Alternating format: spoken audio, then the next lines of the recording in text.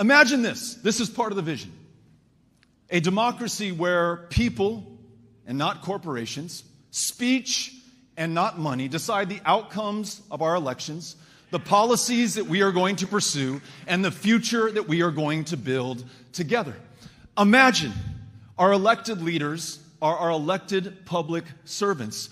They are focused on being accountable to those who put them into these positions of public trust in the first place, no longer, as Anderson said, able to choose their own voters in the gerrymanders that you all have suffered here in North Carolina and that we are about to face again in Texas, no longer setting themselves up for the rest of their natural lives in these offices, and no longer hidebound and trapped in these broken systems that don't work for any of us. This fealty to big dollar donors or even to the party hierarchy, whether it's Democrat or Republican, we want to value and prize independence of thoughts and independence of action so that they get things done for the people they purport to serve.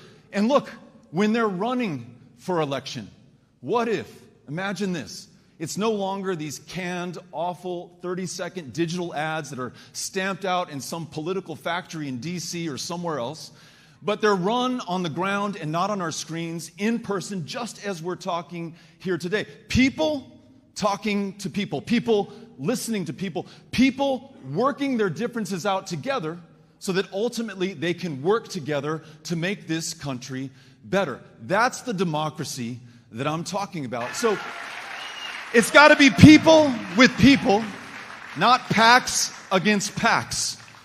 And so the work that we have to focus on is making sure that we get big money out of politics, that we reverse Citizens United, that we pass the John Lewis Voting Rights Advancement Act, that we end the process of gerrymandering, that we set term limits for every single political office. No one gets to be there for the rest of their lives.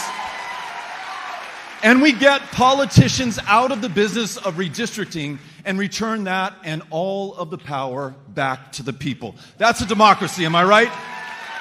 That's what we're looking for.